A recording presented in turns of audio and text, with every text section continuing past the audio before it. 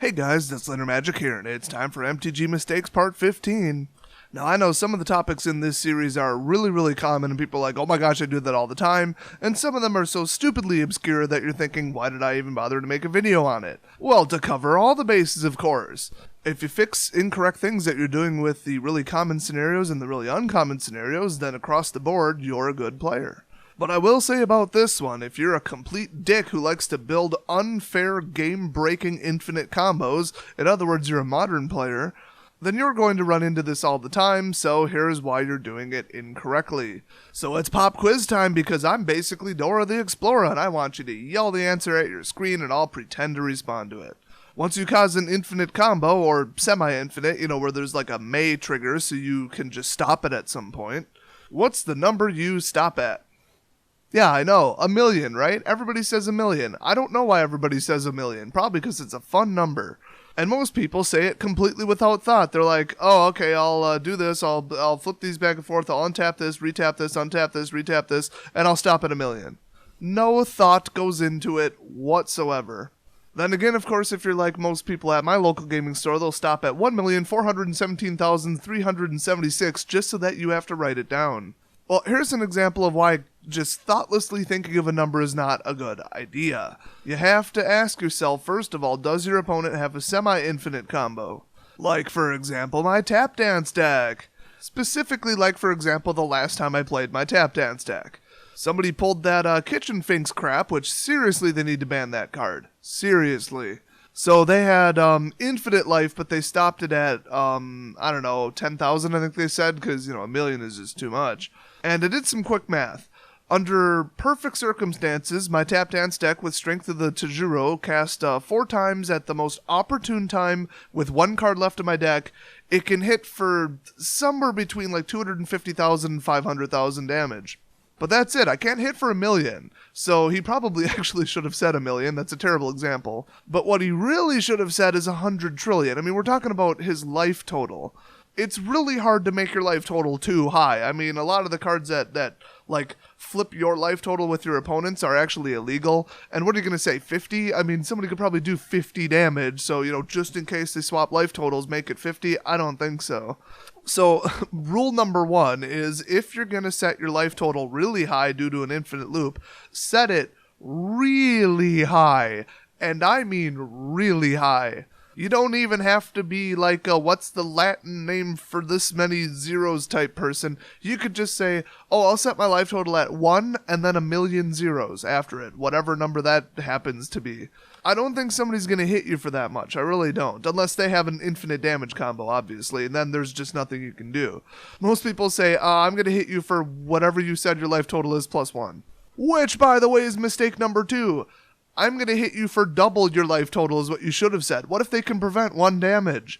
They could flash in a creature that says all damage is reduced by, well, it would have to be 2, I suppose, because, 1 over your life total. Well, if they hit you for exactly your life total, you're still dead. So if you're going to hit for somebody's life total, plus 1, no, go way higher than that.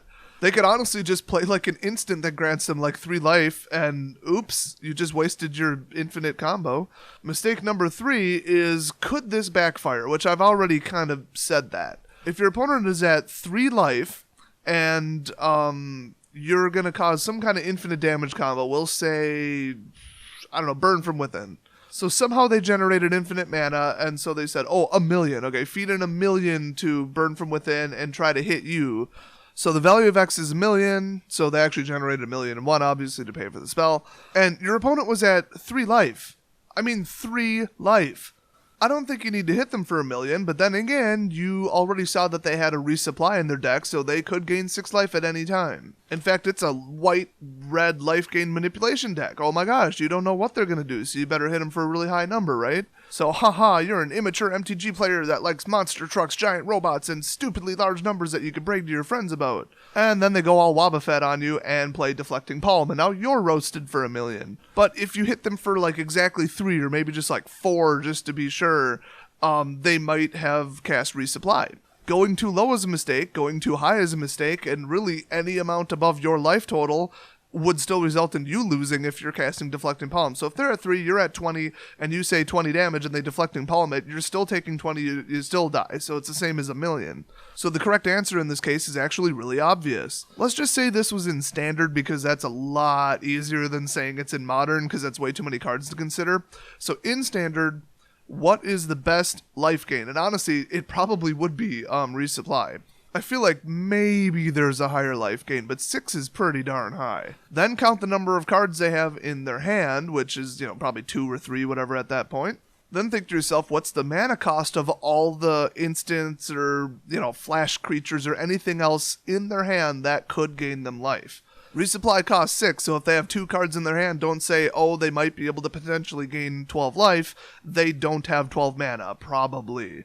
Then after you get that maximum number that they could possibly gain, look at the board state. Maybe they have a Peace of Mind out. So if they have 3 mana and 3 cards in hand, they could potentially gain 9 life. So, it would be easier if you know what's in their deck and you've played against them a couple games and you know exactly how they gain life. Otherwise, you really do have to consider every single spell that's the color that they're playing, out of the entire Standard pool of cards, and then say, okay, what would be the absolute maximum worst case scenario that they could gain? So let's just say that the maximum they could gain in one turn with what you're seeing in front of you is Peace of Mind times 3. So they're going to gain 9. They're at 3. So hit them for exactly 12. Not a million, 12. That means that no matter what they do, no matter what cards they have, no matter what's on the field, no matter what activated abilities they use, they're still going to lose the game with 12 damage as far as you know. Then if they Deflecting Palm it, you're taking 12 damage, which is pretty bad, but like I said, in this scenario, you have 20 life. Now here's the thing, if you say, okay, 12, but you're at exactly 12 life, you probably want to reduce it by 11, but looking at Peace of Mind sitting right there, and they have 3 white mana open, you can be pretty darn sure they're going to ditch all 3 cards in their hand. But that's not the end of the world. You have 2 choices. One, you can try and hit them for we'll say 100 or whatever, and then they could Deflecting Palm it, or try and hit them for 12 and they could Deflecting Palm it. In either case, you're dead. You just lost the game instantly. Or you could try to do 11 damage, have them absolutely, definitely for sure activate Peace of Mind 3 times, go get rid of all 3 cards in their hand, so they now have absolutely no more cards in their hand, and they're at 1 life, and you're still at 12. So you didn't win the game, you knew you weren't going to win the game, but they're at 1 life, and they have no cards to defend themselves. So unless the board state is just horrific, you're probably going to be able to hit them for 1 more damage at some point, if not the same turn during combat. So is it worth delaying you winning and leaving them with no cards and at 1 life, compared to you potentially losing the game instantly to a Deflecting Palm? Yeah, of course it is. People say it's a bonehead move and say, oh, why'd you hit him for 11? They could obviously regain more life. That's stupid. No, it's incredibly intelligent. Sometimes you have to take the cautious route so that it doesn't blow up in your face, and this is in general in Magic, and just know that you're leaving them in an extremely likely to lose state and just drawing things out an extra turn or 2 to make absolutely sure that you win in the long run. Now, there are much more advanced examples, like when you're using an infinite mana combo to put counters on a creature. Just think, what do I need to be lethal? If it's a flying creature, it's a flying 0/1 Birds of Paradise. Once again, you're obviously playing my new Modern deck.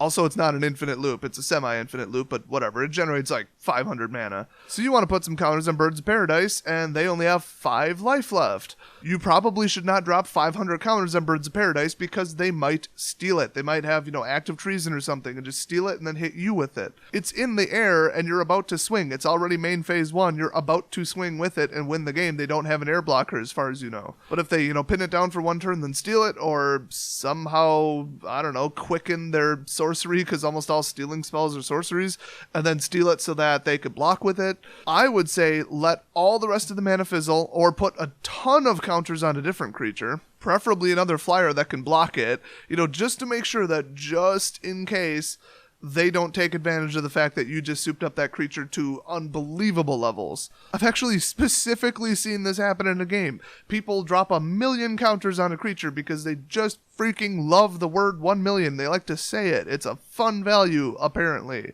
And their opponent was at like 15 life, and they put it on a freaking trampler. What they should have done is just went, 1, 2, or 3 points above what would be lethal if they blocked with every single creature they had, just to pad for, a flash creature maybe, or some kind of damage reduction, whatever. Or, well, more realistically, a boost spell, like a +3/+3 on one of their creatures.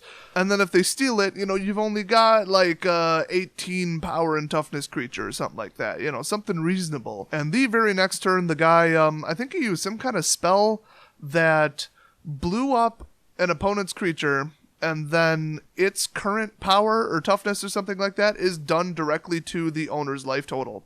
Kaboom, 1 million damage. Have fun. He was at, I think it was like a life gain deck. He was at like 30 health. So if he would have just dropped like 20 counters onto that creature, which is more than enough to swing once and be lethal, he wouldn't have lost the game. So don't use 1 million unless you've got a damn good reason and you think you're 100% safe in all circumstances. Otherwise, you're being careless and you can do the worst thing ever, which is take a potential win where you would have won the game and turn it to a 100% definite loss. I mean, they could have nothing but 2 lands on the field, 0 creatures blocking, and just nothing. You swing for 1 million, deflecting palm, and they win the game with the worst board state in history. That's why this kind of thing is actually like really important to remember. So hopefully you guys learned something interesting from this video. Honestly, don't use infinite loops. They're really cheap. They're really stupid. Everybody hates them. They shouldn't be in the game. Research and development at Wizards obviously tries their best to not have infinite combos happen anymore. But in Modern, too many cards go together, and there's probably 100 different infinite combos that people use. But if you use them responsibly. And I'll see you guys next video.